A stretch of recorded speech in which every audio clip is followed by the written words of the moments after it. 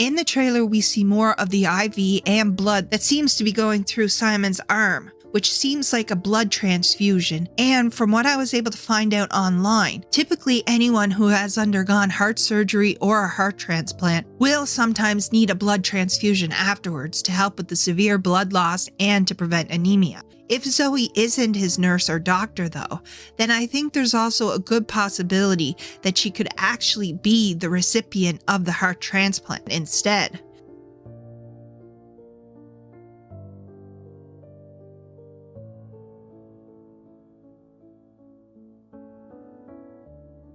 Honestly, now that I think about it, if Zoe is the one that is sick and is the one that needs the heart transplant from Simon, it would be one heck of a twist if Simon already gave her his heart and that we are really playing as Zoe. That would mean that what we could be experiencing is Simon's subconsciousness or lingering spirit that is now a part of Zoe, who is reliving Simon's memories, having flashbacks of his life as his personality and consciousness might now be a part of Zoe, and he is struggling to accept his death. There's a really good article online that goes into more detail about how a cardiopulmonary machine is used to keep the body alive during the procedure, but how the patient's minds are technically dead when the heart is taken out and transplanted into them. It's said that while they're kept alive by the cardiopulmonary bypass machine, that the heart recipient's mind and spirit is supposedly in a purgatorial space straddling life and death. This dimension where the heart recipient resides is akin to those who have undergone near-death experiences during cardiac arrest.